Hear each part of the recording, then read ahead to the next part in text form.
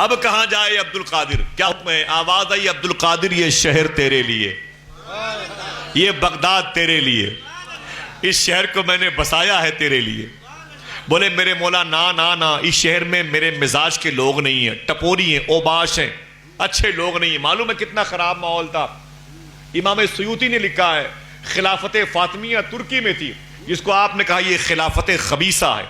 اتنا زیادہ غوث پاک کے آنے سے پہلے ماحول خراب تھا مسلمانوں کے بادشاہوں کا اور رعایا کا، کہ لڑکیاں اتنا کم لباس پہن کے چلتی تھیں، جو پرہیزگار لوگ تھے وہ نقاب اوڑھ کے چلا کرتے تھے۔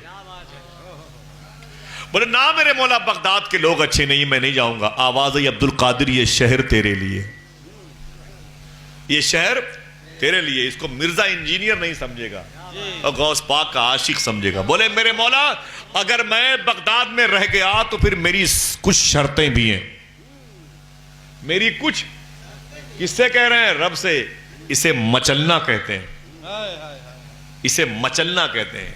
آپ کا بیٹا کتنے بھی سفید جبے پینٹ کوٹ پینٹ میں نکلو اور بچہ لپٹ جائے، ابو نا اس کی ناک یہ وہ سب گندا کر دے کپڑا، تو کیا اس کو ریوالور سے گولی مار دیتے ہو؟ پھر بھی اس کی محبت دل میں رہتی ہے کہ نہیں؟ بچہ مچل کے بولتا ہے ابو مجھے کیڈبری چاہیے، چاؤمین برگر چاہیے، تو آپ لے آؤں گا بیٹے۔ کپڑے خراب کر دیا، اس کا مچلنا۔ غوث پاک فرماتے ہیں میرے مولا میری کچھ شرطیں بھی ہیں۔ آواز آئی بول عبد القادر تیری شرطیں کیا ہیں؟ بولے میرے مولا میری 70 شرطیں ہیں۔ کتنی؟ بیٹھ جائیں محمد سے۔ کتنی شرطیں ہیں؟ کرسیاں باہر پیچھے ہوں تو دے دیجیے گا۔ کتنی شرطیں ہیں؟ 70۔ فرماتے ہیں غوث پاک رب نے میری ہر شرط کو، ایک ایک شرط کو 70 مرتبے کہہ کے قبول فرمائی۔ پھر غوث پاک نے ایک دن تقریر کرتے وقت ارشاد فرمایا اے میرے غلاموں اگر کہو تو ان 70 میں سے ایک ہی شرط بتا دوں۔ جس بیس پر، جس سبب پر، جس ریجن کی وجہ سے غوث پاک بغداد میں رکے، تو کسی نے کہا یا شیخ عبد القادر بتا دیں، تو غوث پاک فرماتے ہیں ان 70 شرطوں میں ایک شرط یہ بھی تھی اے میرے مولا جو مجھ سے محبت کرے بغیر توبہ کے اس کو موت نہیں آنی چاہیے۔ اللہ اللہ، ذرا محبت سے کہہ دو سبحان اللہ، ہاتھوں کو اٹھا کے بولو لبیک یا غوث اعظم۔ دوسری تیسری چوتھی کا ذکر نہیں ہے، دوسری کا ذکر صوفی سلطان میاں نے کیا، کہو تو بتا دوں؟ بتا دوں؟ جب بتائیے گا میں تھک گیا ہوں، اب سلام پڑھ لیا جائے تو میں پھر تقریر شروع کر دوں گا۔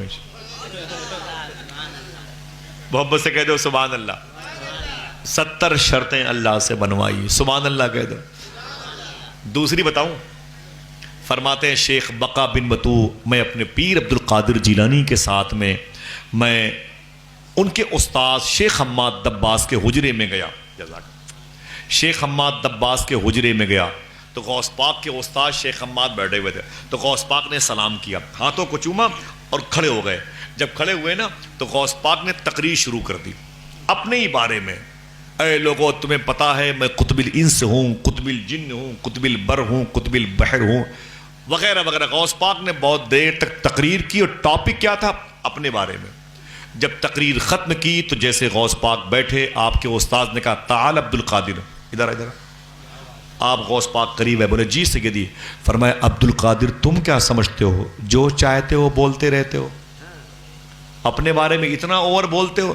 سنو عبد القادر، اللہ تم سے بھی میدان محشر میں سوال کرے گا، تم سے بھی گرفت ہوگی، تمہاری بھی گرفت ہوگی، تم سے بھی مواخذہ ہوگا۔ یاد رکھو عبد القادر، حساب سے لمٹ سے بات کیا کرو، تم سے بھی اللہ میدان محشر میں سوال کرے گا۔ خدا کی قسم، شیخ بقا بن بطو کہتے ہیں حضور غوث پاک نے اپنا داہنا ہاتھ اٹھایا اور اٹھا کر کے محبت سے اپنے شیخ حماد دباس کے سینے پہ رکھا، رکھ کر کے پھر اسے اٹھایا اور ہٹا کے اپنے استاذ کی آنکھوں کے سامنے فرمایا استاذ، میرے استاذی دیکھیں میرے داہنے ہاتھ کی ہتھیلی پہ کیا لکھا ہوا ہے۔ تو غوث پاک کے استاذ شیخ حماد دباس کہتے ہیں جب میں نے دیکھا تو شیخ عبد القادر جیلانی کی ہاتھ کی ہتھیلی پہ لکھا تھا اللہ ارشاد فرماتا ہے اے عبد القادر میں میدان محشر میں تجھ سے کوئی سوال نہیں کروں گا۔ اللہ اللہ اللہ، تو اپنے وقت کا صدیق اکبر، غنی و حیدر و عادل ہے یا غوث. تب حضور غوث پاک سرکار بغداد شریف میں رکے. جس محلے میں رکے پہلے اس کا نام تھا باب العزج. اب جب غوث پاک سرکار آ گئے تو اس کا نام پڑ گیا باب الشیخ. ہاتھوں کو اٹھا کے بتاؤ کیا پڑ گیا؟ پھر سے بولو, پھر سے بولو, اونچی بولو. باب الشیخ. یہ نام یاد رکھیے گا, ٹیکسی والے کو یہی پتہ بتا کے جانا ہے غوث پاک میں. ہاتھوں کو اٹھا کے بولو کہاں جانا ہے؟ بولے باب الشیخ. ہاتھوں کو اٹھا کے بولو انشاءاللہ کہاں جانا ہے؟ باب الشیخ جانا ہے. سبحان اللہ. معلوم ہے صدام حسین کی فوج امریکن فوج سے لڑائی کرنے کے لیے موصل جا رہی تھی, تو وزیر خارجہ کا جو کیمپس ہے وہ نہر فرات کے اس طرف ہے 2 کلومیٹر پہ, ودیش منترالے. وہاں سے فوج نکلی ٹریننگ لے کر کمانڈر ان چیف کے ساتھ. جب فوج نکلی نا تو اتفاق سے باب الشیخ سے ہو کر کے وہ آگے گئی. تو جب غوث پاک کے محلے میں صدام حسین کی فوج انٹری کر رہی تھی نا آگے جانے کے لیے, تو صدام حسین نے اعلان کر دیا خبردار اے کمانڈر ان چیف, اے 3 اسٹار والوں سنو, اپنی اپنی رائفل کی بندوق جو آتی نا نال اس کو نیچے کر لو, گھٹنوں کے بل چلنا. ولیوں کا بادشاہ شیخ عبد القادر جیلانی لیٹا ہوا ہے. سمجھے آپ؟ اللہ اللہ, یہ غوث پاک سرکار کی دھمک ہے. اللہ اللہ اللہ اکبر. میرے آقا سرکار بڑے پیر کی بڑی شان مبارکہ ہے. حضور غوث اعظم سرکار نے 40 سال تک اسی ادارے میں, جس کا نام پہلے تھا جامعہ نظامیہ, اب اس کا نام پڑ گیا جامعہ قادریہ.